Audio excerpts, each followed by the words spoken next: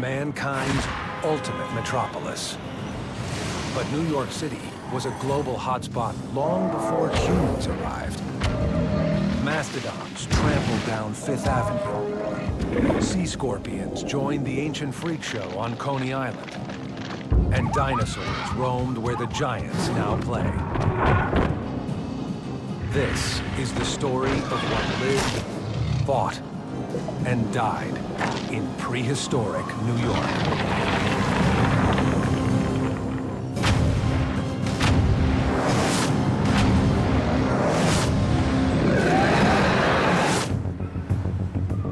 New York is the busiest city in America, home to 8 million people. It's the center of the world, the unofficial capital of planet Earth. But as we travel back thousands, millions, and even billions of years, New York has always found itself in the center of the action. Travel back to the Ice Age, and the city is a crossroads. The largest land mammals of the day march through woodlands, while a brutal predator eyes their every move. 70 million years ago, in the Cretaceous period, New York is under an ocean, dominated by sea monsters. 200 million years ago, it's the Triassic, and New York is a desert. Here, the world's first dinosaurs crossed paths on a hotly contested landscape. 450 million years ago, while most of the world is underwater, strange, bold creatures find their way onto the hostile dry land of New York. So, New York City was always the center of action as far back as we can see. It's hard to imagine the island of Manhattan without a city on it. Paved to within an inch of its life, hammered flat and overgrown with skyscrapers. But travel back 350 years.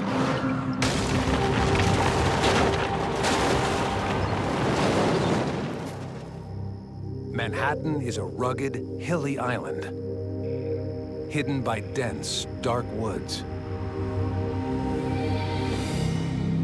This is New York City, as seen by the first European settlers. A place where tulip trees, New York's original skyscrapers, crowd out the sun. In the modern city, 10 miles north of the Empire State Building, there is still one place where you can find traces of that original primeval forest claimed by the Europeans. This is Inwood Hill Park. Legend has it that this is where the Dutch purchased Manhattan from the native Lenape people. But the biggest lure for the settlers lay offshore. We're in the largest natural harbor in the world. It's deep, it accommodates big ships, it has around 650 miles of navigable shoreline. It's huge. And that made it, of course, very attractive to the Europeans. It only cost the Europeans the equivalent of $24 to claim a lush island forest planted between the Hudson and East Rivers. But travel back 12,000 years ago.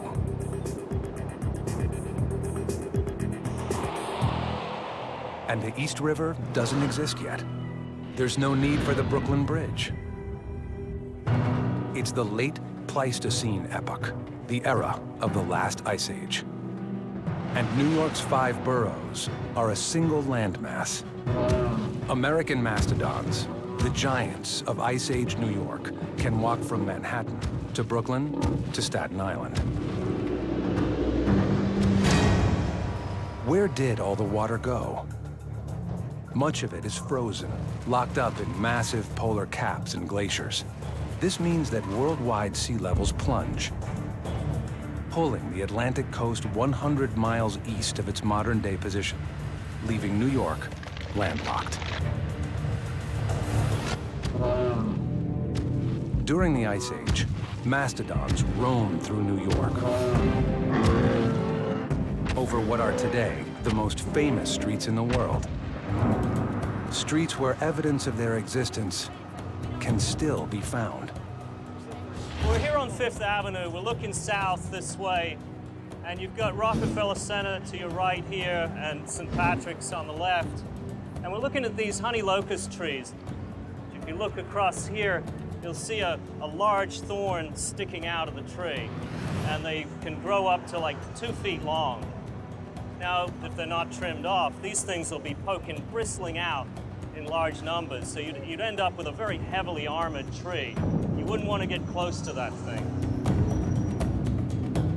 Experts believe the trees evolved these protective spines thousands of years ago to guard against New York's largest Ice Age residents. These marshy forests, dotted with shallow lakes and ponds, are prime real estate for the American mastodon. This creature stands 10 feet tall at the shoulder, slightly shorter than an African elephant. It weighs 16,000 pounds and wields 8-foot-long tusks. But unlike their cousins, the woolly mammoths, these beasts prefer wetlands to the dry prairie. Mastodons really like New York, and New Jersey, and Connecticut. They liked the cold, wet forest. They were at home there, and they're often found in bogs that formed around wet forests. If you go further north and further west, in the Ice Age it was drier, more open, grasslands. That's where you get the woolly mammoth. You do find the two together on occasion, the mastodon and the mammoth. But they're really fundamentally different kinds of hairy monster.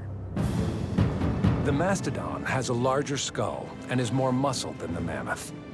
But what really sets these two creatures apart can be found inside their mouths. If you go to a great fossil hall, you see two Ice Age monsters that look like elephants. But open their jaws, which you should do, and look at their teeth. Stick your fingers in there. You have a few coarse, mountain-shaped cusps that look like a giant human molar cusp. And it makes it very distinct. Mammoth and elephant both have very flat grinders, flat surfaces, much more adapted for eating grasses. Mastodon teeth have these great lumpy cusps for crushing branches, thick branches. Mammoth can't do that. Totally different style of chewing, same body plan. Mastodon with human-type teeth, mammoth with elephant teeth. Fossil evidence of New York's mastodons has been unearthed in and around the city, including a tusk and a jawbone and teeth found at 2 sites off of Broadway in northern Manhattan, right near Inwood Hill Park. This is a tooth from the mouth of a real New York native monster. If you're going to find anything from a mastodon, if it's nothing else, it's likely to be a molar, because these are the most enduring parts of the skeleton. In the face of a creature with teeth designed for crushing branches and an appetite that requires more than 400 pounds of food a day, honey locust trees only survived because they evolved such strong defenses. While the trees lining Fifth Avenue are trimmed of many of their thorns, this rare, fully grown honey locust in Central Park shows off what the mastodons were really up against when they tried to dine on the tree's nutrient-rich bark. It's bristling with thorns, pretty much covering the trunk here, but you're also finding them down on the ground, emerging from the roots. Even an elephant would step on something like this and would certainly get its attention. Despite the otherwise strong defenses, the tree dangles its tasty seed pods within easy reach of a mastodon trunk. Evolution likely left these pods undefended because the tree actually needed mastodons to disperse the seeds. There's nothing here to disperse them today. They just drop to the ground and grow right where they fall, or they get chewed up by squirrels. So the thinking is that these were probably grown to attract a large animal that would then pluck them down from these high branches. There's not many animals high enough to do that. In effect, the tree is saying, come and get the fruit, but yeah, just stay away from here, okay? And then just leave. People come from all over the world to try and make it in the Big Apple. For many, fighting tooth and nail is the only way to get to the top in this town. But travel back again, 12,000 years, to the New York of the Pleistocene epoch. It's a beast called Arctidus, the short-faced bear, that's mastered the competition. This is an animal that's probably the biggest predator, biggest land predator that we've had in North America for tens of millions of years. Manhattan today is just the high point of a submerged landmass. But during the days of Arctidus, more of it was exposed. The low ocean levels of Ice Age New York have turned New York Harbor into a wet, marshy forest, riddled with lakes and ponds.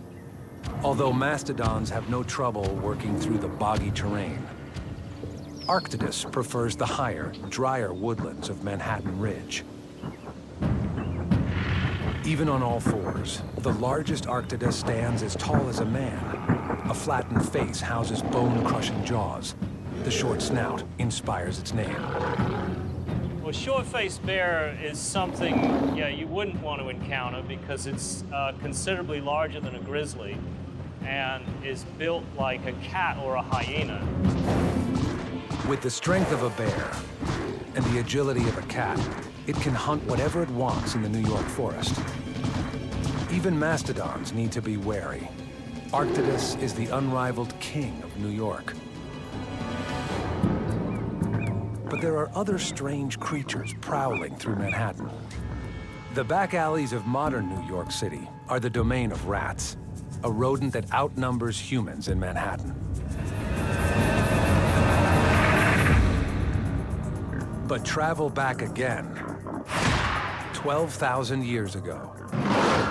A rodent much heavier than a rat plagues those hidden corners of New York. The Big Apple is overrun with giant beavers called Castoroides.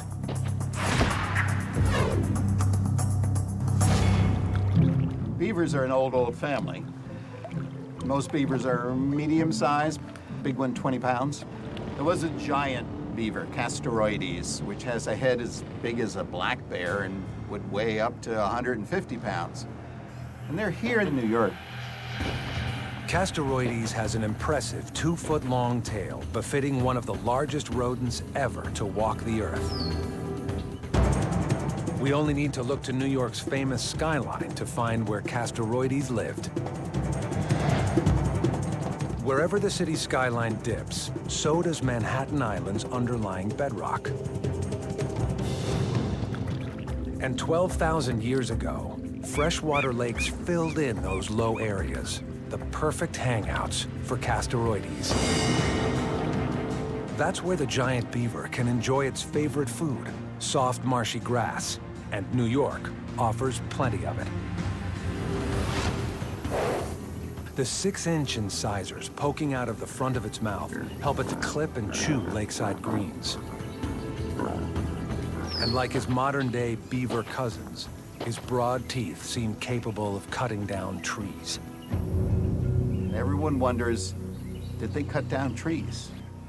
Would any tree be safe with a beaver as big as a Buick? We don't know. No one has found a giant Ice Age fossilized beaver lodge, not yet. They could have eaten bark and vegetation without felling the trees. No matter how Castoroides uses those teeth, it's not a meat eater. With Arctidus nearby, the giant beaver stays near the water, where its expert swimming skills keep it out of harm's way. But the bears, beavers, and mastodons of New York are living in the last days of the Ice Age. Temperatures are climbing. The environment is changing, and humans are coming. By 10,000 BC, these giant beasts disappear from Gotham forever. But further back in time, no life of any kind can survive in New York. Why? The clues are in the heart of the city. This is Central Park, the place where weary New Yorkers come to escape the stress of the city. But travel back 22,000 years.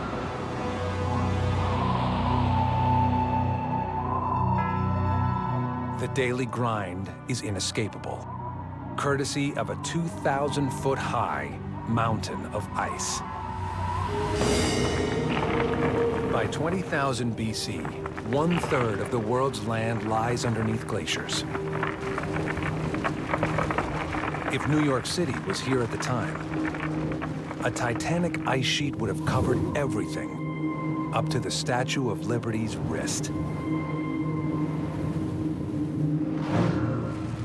The New York ice sheet invaded from the north, up to a foot a day. That far outpaces some of the fastest glaciers on record, which need a whole year just to gain a few feet. As it advances, the glacier crushes the rock surface beneath it with 870 pounds of pressure per square inch. Alexander Gates, professor of geology at Rutgers University, sees the deep scars left by the glacier right here in Central Park. All that weight had rocks and things under the base of the ice. And so the ice was constantly moving southward all the time. And as it did, it ground those rocks into the bedrock surface as it came along. And so it would cut these grooves into it. This is the Verrazano Narrows Bridge, the largest suspension bridge in the United States. It connects New York City's boroughs of Staten Island and Brooklyn. But travel back 22,000 years.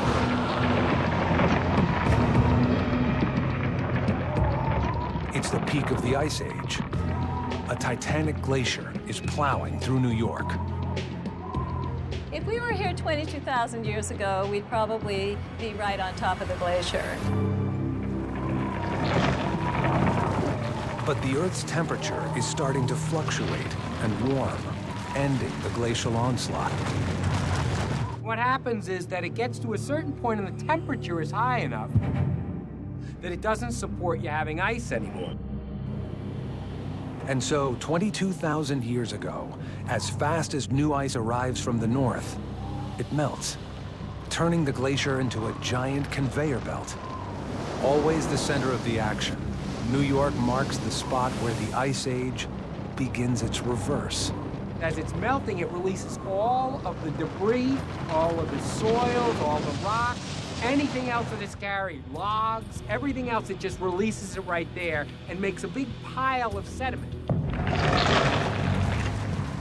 That pile of sediment keeps growing along the edge until the glacier retreats. What's left behind is a heap of material called a moraine.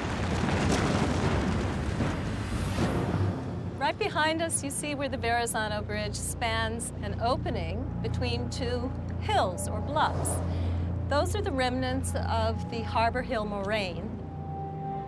The Harbor Hill moraine, the big pile of glacial debris, marks the beginning of the end of the Ice Age in New York. But travel back 70 million years to the Cretaceous period, a time before ice in New York. Instead, there were miles and miles of salt water. And Manhattan would have been mostly underwater, but the larger buildings would have stuck out because the Earth as a whole was different. There were no ice caps. Winters in this area did not get below freezing. There were palms living along the shoreline.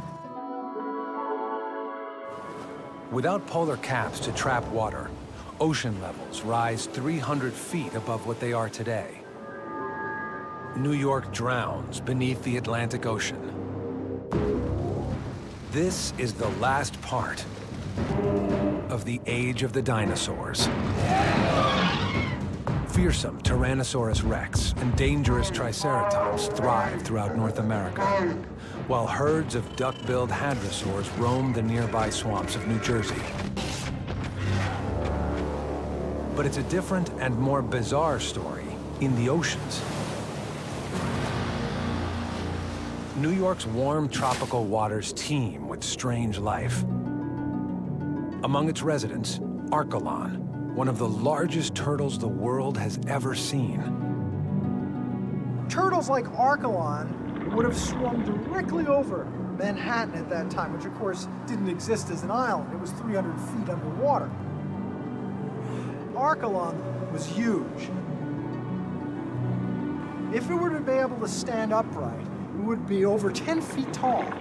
And Archelon would have been very wide, wider around its shell than I can spread my arms.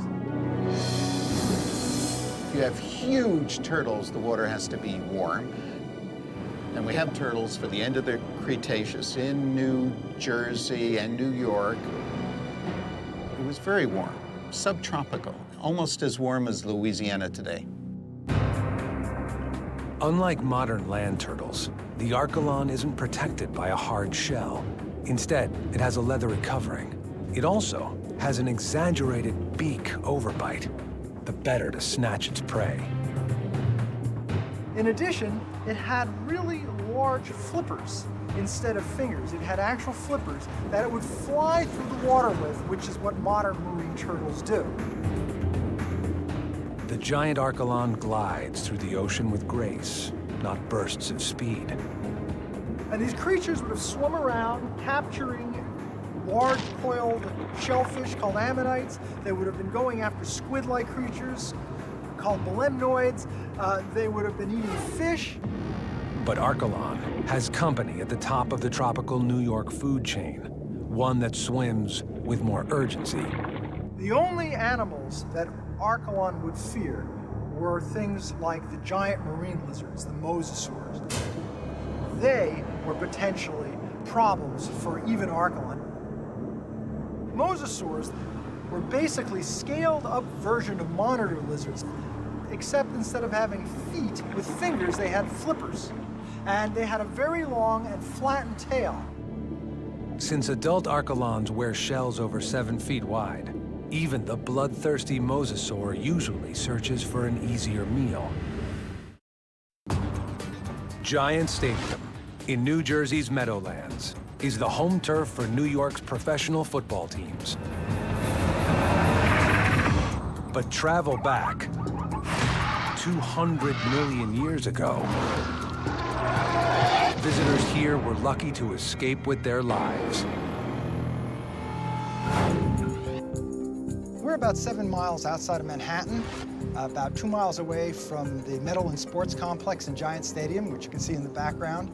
And just below where we're standing, were found hundreds of dinosaur and other footprints from about 210 million years ago. It's the late Triassic period, and dinosaurs are just beginning their reign. Some of the first lived right here.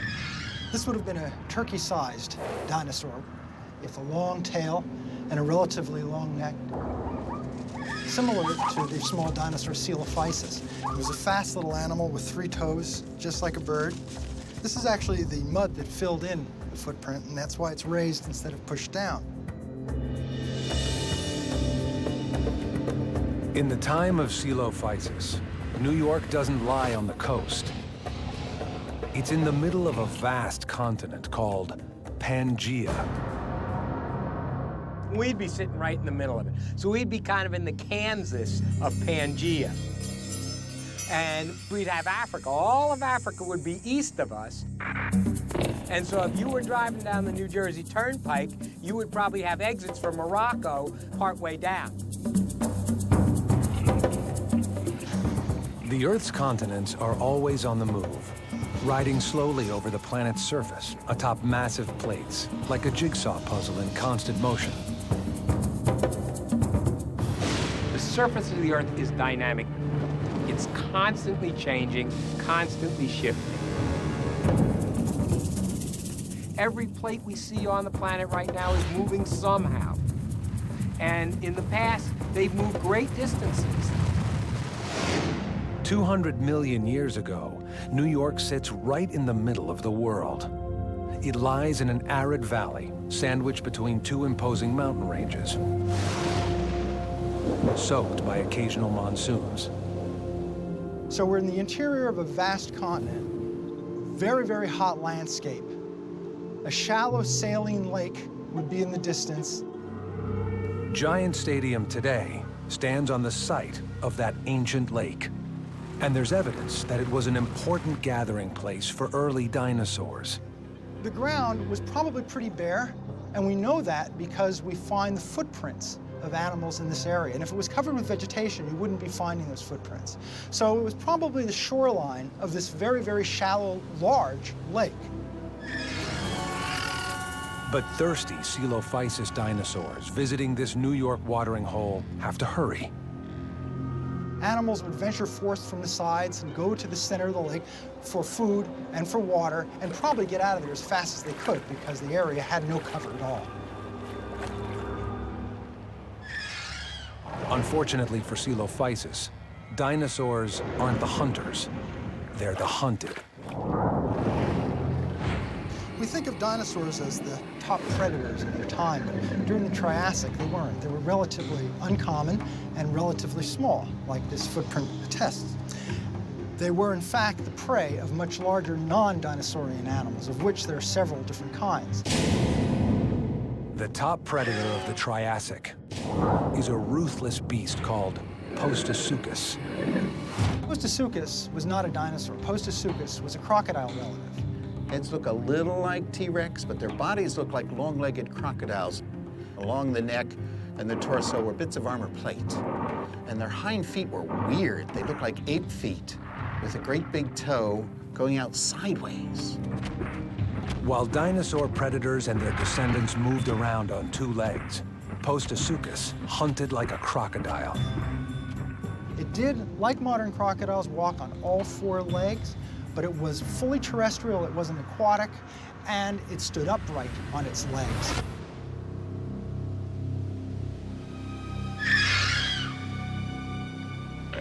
On such a dry, empty landscape, Postosuchus can't use vegetation for cover.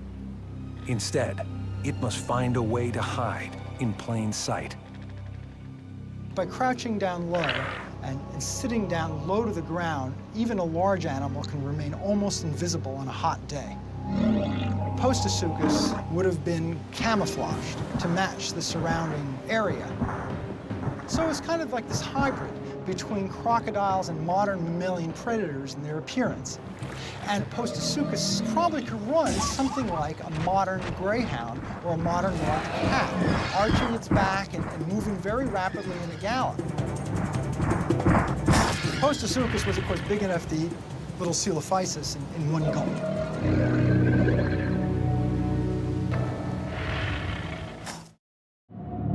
What's happened to Postosuchus, the ancient crocodile ancestor? An abandoned quarry less than 10 miles from Manhattan records the critical moment. In this area, the change we see is a mass extinction.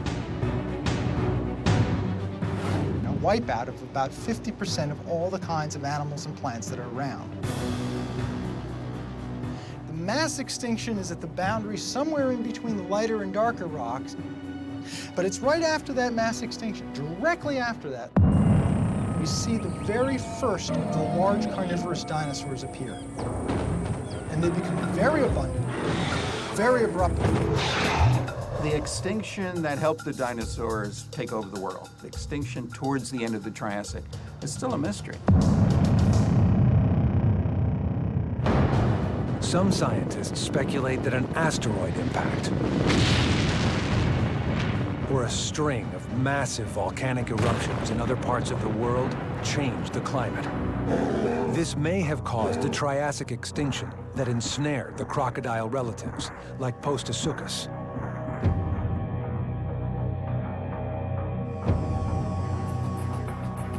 The dinosaurs were smarter, maybe, faster, more agile, and they just in fair competition, beat up the Postasucus.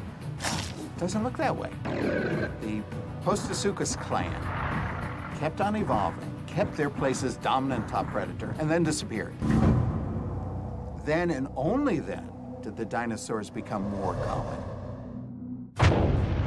Whatever the cause, dinosaurs, like Dilophosaurus, take advantage of the opportunity. They're larger than their ancestors and replace the crocodile relatives at the top of the food chain. Standing perhaps 6 or 7 feet tall at the hip and stretching for several tens of feet. It had a skull that was about this big, armed with very long, sharp teeth.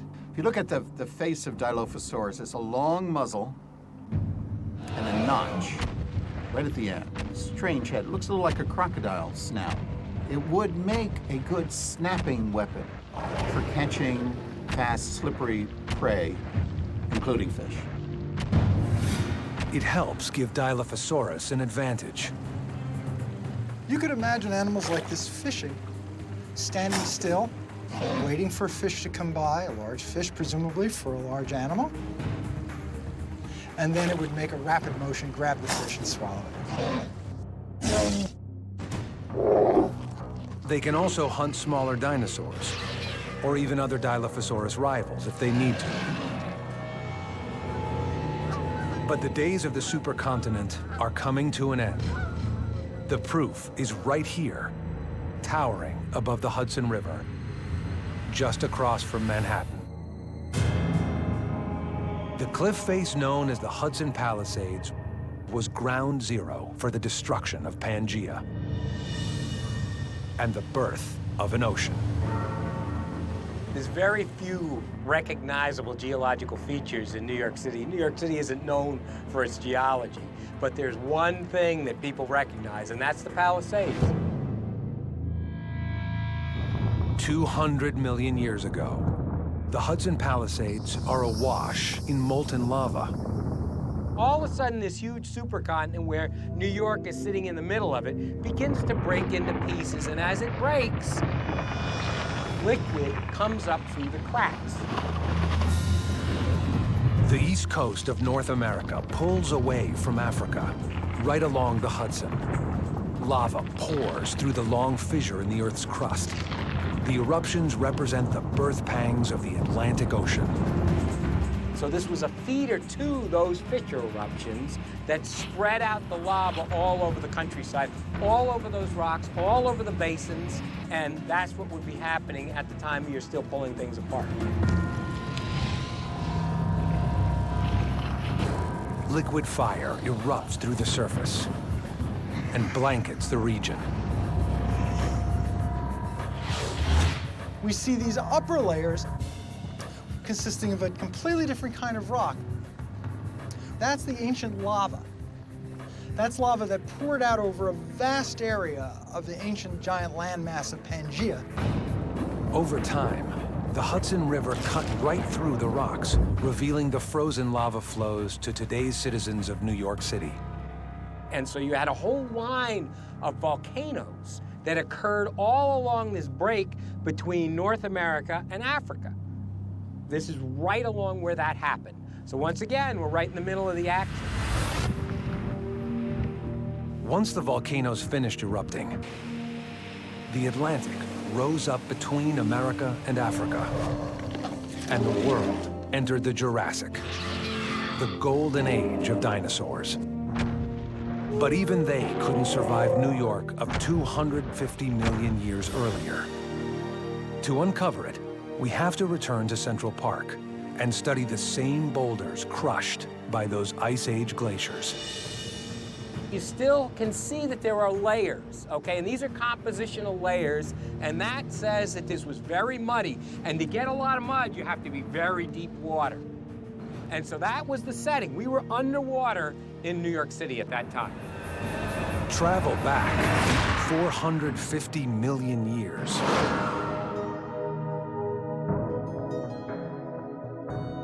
Oceans cover almost the entire northern hemisphere. New York City sits near the equator, just a sliver of shoreline caught between two seas. Most land was completely uninhabited by anything. That includes plants, animals, everything. There was nothing on the entire land surface. The Atlantic Ocean splashes into New York here on Coney Island. To get within sight of the water, Gotham citizens need to travel about 15 miles south of the Empire State Building, where a stroll along the boardwalk gets them down to sea level. But at one time, the residents of New York needed to climb out of the water if they wanted to visit the Atlantic coast. What we have here is a Euryptus remipies. It has truly unique characters. It was one of the first animals that had the ability to leave water and come on land. Travel back again, 450 million years. It's the Ordovician period in New York. Also known as sea scorpions, Eurypterids eat anything they can find, mostly ancient ancestors of clams and nautilids. There were some fishes, but their diversity hadn't in any way reached the level of diversity they have now. There were no amphibians, no reptiles, no birds, no mammals, so the sea was devoid of all those animals. Looking for more, sea scorpions diversified, with water filling the horizon to the east and to the west. Sea scorpions swarm New York and help set a new trend. Had 8 of these walking legs, which are also used for feeding. These down in here, 4 on each side. They allowed him to get up, off, and move around on the beach in the wet areas. By using their 8 swimming paddles as walking legs, these creatures might have emerged from the sea to dine on washed-up dead marine life. This is one of the first animals that had the ability to leave the water and come on land for short periods of time. Like its still living descendant, the horseshoe crab, a sea scorpion can't grow until it sheds its tough exterior shell. Eventually, sea scorpion shells will litter the shores of New York. 500 million years earlier, there's no ocean here, and New York is very high and very dry. 40 miles northwest of New York City, the rolling hills of the Hudson Highlands are all that's left of the highest mountain range the world has ever known. Travel back 1 billion years.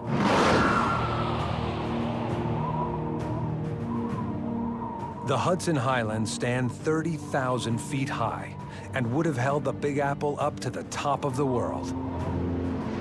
The remnants of that mountain range run deep beneath the streets of Manhattan. So what we're looking at is rocks that form what we call the basement to the rocks that you see in New York City. These rocks that we're next to right now were probably deposited about 1.2 billion years ago. So these are old rocks. These are the oldest rocks in the Appalachians. It's well known that the land masses of Earth began as a single supercontinent called Pangaea before drifting apart due to plate tectonics.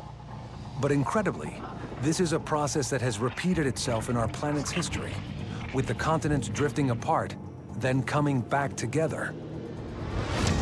1.2 billion years ago, a full billion years before the existence of the Pangaean supercontinent, land masses again cluster together on one side of the globe. In this continental traffic jam, collisions are inevitable. We're talking about something that was North America, but so far ago you can hardly recognize it, with what would become South America. And bang, the two hit together, and it forms the biggest mountain chain ever in the history of the Earth.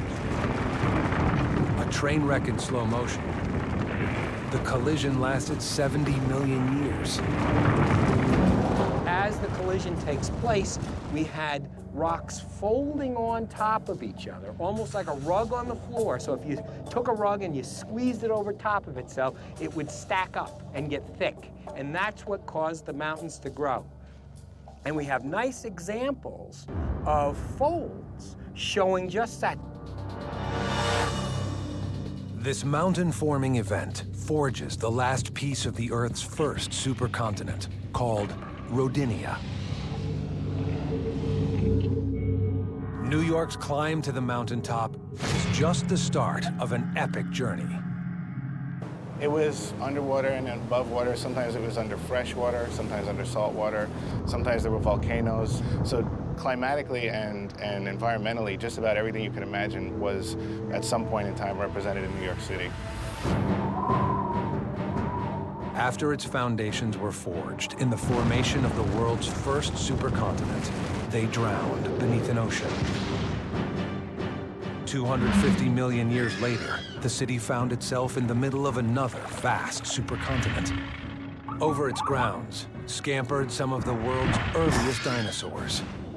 Then, 70 million years ago, it hosted some of the last. 22,000 years ago, a glacier rumbled across this landscape while nightmarish beasts followed to stake their own claim. New York is the middle of everything now. It's the center of the world, but it was always in the middle of everything. It was right in the middle of putting Rodinia together. It was right in the middle of putting Pangaea together. It was right in the middle of pulling apart and making the Atlantic Ocean. It was always right in the middle of everything. Today's inhabitants are just the latest in a long line taking their turn in a place called New York City.